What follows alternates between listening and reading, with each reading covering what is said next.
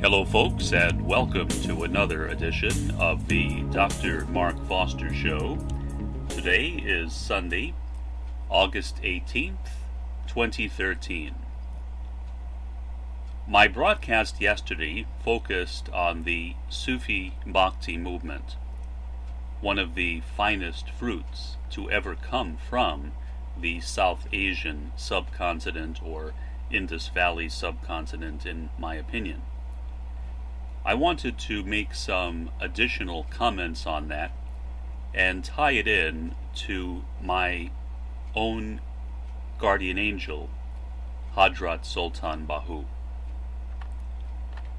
In the time that Ḥaḍrat Sulṭān Bāhū appeared in the Indian Punjab region, he was a part of that Sufi Bhakti or Bhakti-Ṣūfī movement, which saw that convergence or coalescence of two somewhat divergent streams which came together as people from both the Sufi and Bhakti movements met each other and realized that they had a lot more in common than they had different.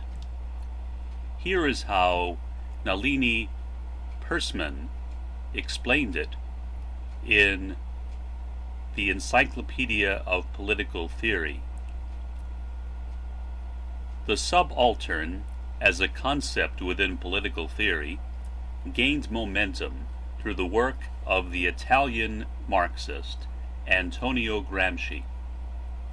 Subalternity refers to diminished political voice, organization, and representation on the part of non-elite social groups.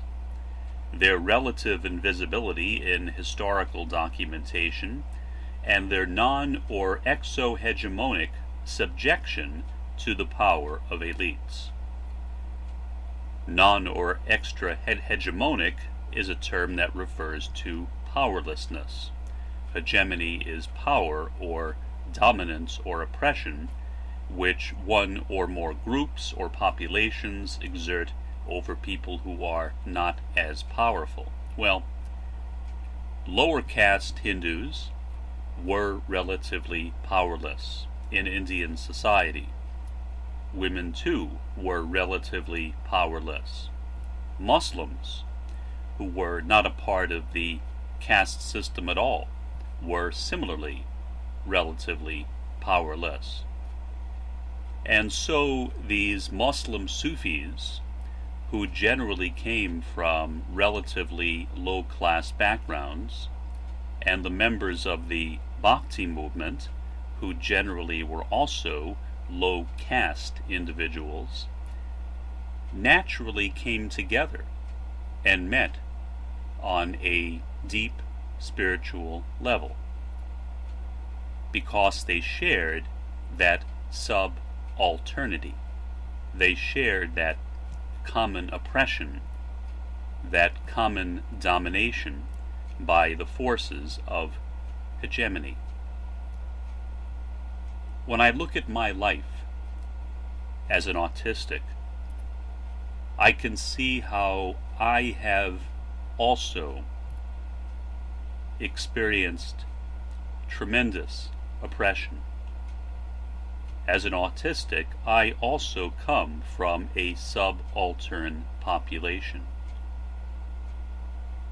The approach I take to oppression, intersectional theory, which looks at society as a matrix of domination with multiply interlocking hierarchies of dominance, rather than a single linear equation of dominance with the powerful or elites versus the powerless or the masses, which is, in my view, much too simplistic. But as an autistic, I certainly belong to a relatively powerless population, and a population which continues to be oppressed in much of the world, including here in the United States. So my relationship or my connection with Ḥaḍrat Sulṭān Bāhū is to me a very deep and enduring experience. It is not simply, it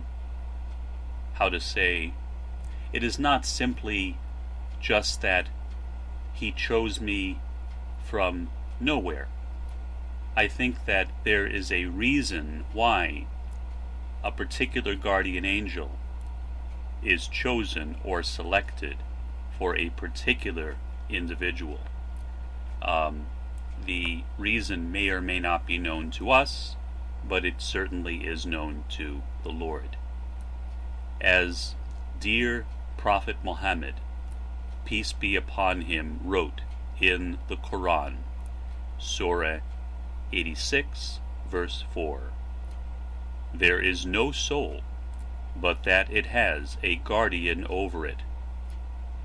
And as beloved Baha'u'llah, the Blessed Beauty, wrote in the Tablet of the Holy Mariner, "O guardian angels, return them to their abode in the world below.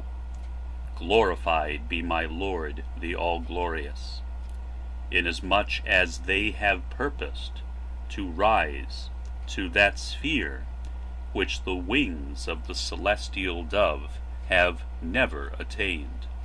Glorified be my Lord, the All-Glorious." So if each of us has a guardian angel, the question is, why is that particular guardian angel given to a certain individual? And again, I think it is because of a type of affinity. I think that there are certain souls, both in this world and in the world to come, with whom each of us has an affinity, a sense of closeness or connectedness. For whatever reason, Ḥaḍrat Sulṭān Bāhū and I appear to have that very deep and loving affinity.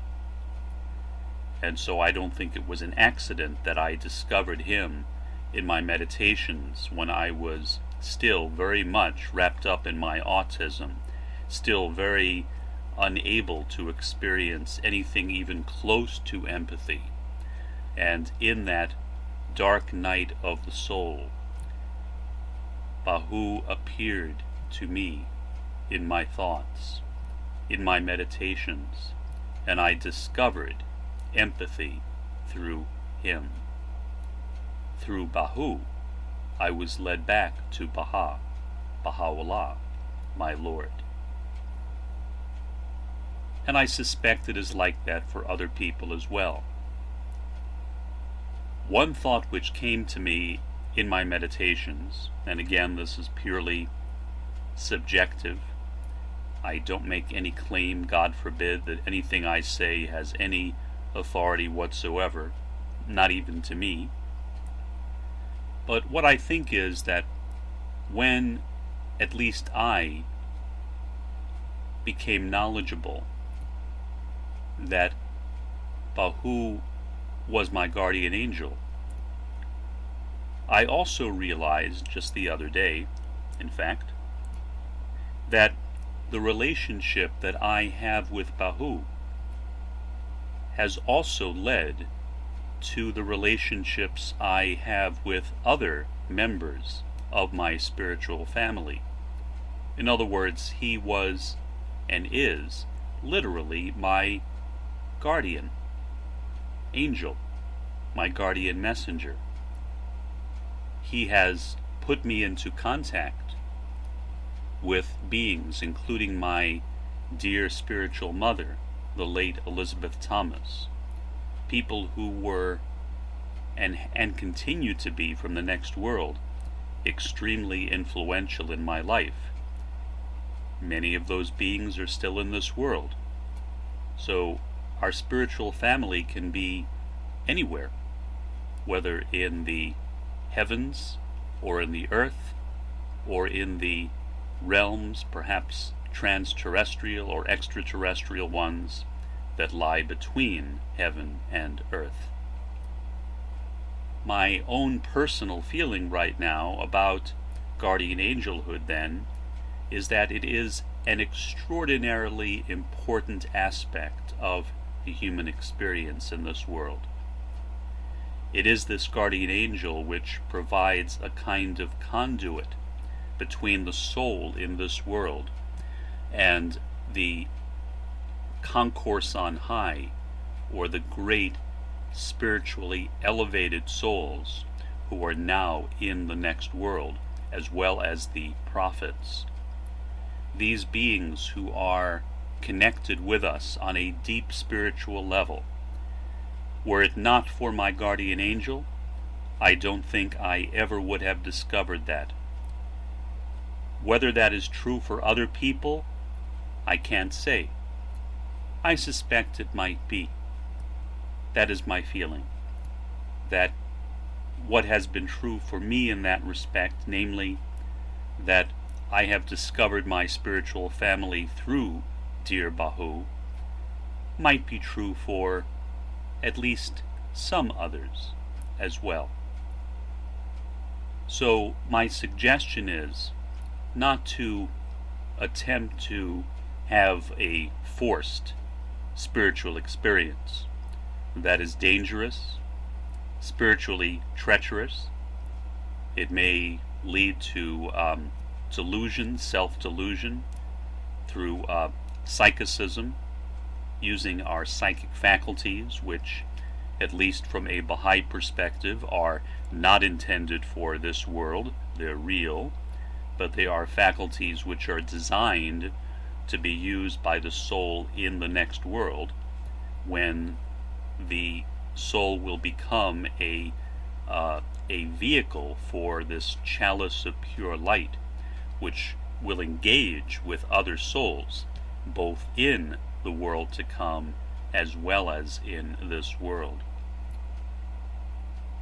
Well, that's about all I had to say in this program. Hopefully it has been informative to some people. Until next time, this is Dr. Mark Foster. Have a good one.